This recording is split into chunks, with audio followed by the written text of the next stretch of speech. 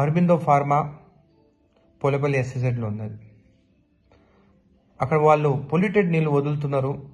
ఆ నీళ్లు వదలొద్దు, వదిలితే ఫ్యాక్టరీని కాలబెడతా అని చెప్పి కూడా ఒక స్టేట్మెంట్ ఇవ్వడం జరిగింది. దాని తర్వాత అసెంబ్లీలో కూడా మాట్లాడినాను, పొల్యూషన్ బోర్డు యాక్షన్ తీసుకోవాలని. కానీ ఇప్పటివరకు ఏమి యాక్షన్ తీసుకోలేదు. ఏమో పొల్యూషన్ బోర్డు వాళ్ళిద్దరు ఒకటైనరో, రైతుల గురించి పట్టించుకోరో అర్థమవుతలేదు. ఒక ఎమ్మెల్యేగా నా నియోజకవర్గంలో రైతులకు అన్యాయం జరిగితే ఊరుకునేది లేదని చెప్పి కూడా నేను ఎన్నోసార్లు చెప్పినాను. ఇంకా ఓపిక లేదు నాకు. ఇంకా పొల్యూషన్ బోర్డులో కంప్లైంట్ ఇచ్చుకుంటా, స్టేట్మెంట్ ఇచ్చుకుంటా, ఇంకా నాకు ఓపిక లేదు. ఒక్కరోజు టైం ఇస్తున్నా పొల్యూషన్ బోర్డులకి. ఇప్పుడు వీడియోలు కూడా మీకు పంపిస్తాను, నీళ్ళు ఎట్లా వదులుతున్నారో.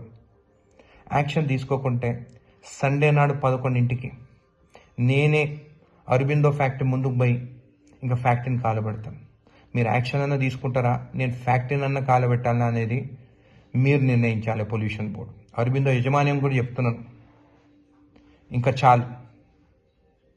1000 కోట్లు సంపాదిస్తున్నారు, లక్షల కోట్లు సంపాదిస్తున్నారు. రైతుల పొలాలు మీ వల్ల అసలు పంట నష్టం జరుగుతుంది.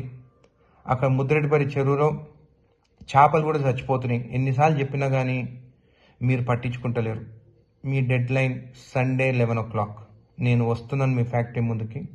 మీరు ఈ ఒక్కరోజు లోపల సరిదిద్దుకుంటే మంచిది, లేకుంటే కాలబెట్టేది మాత్రం గ్యారెంటీ.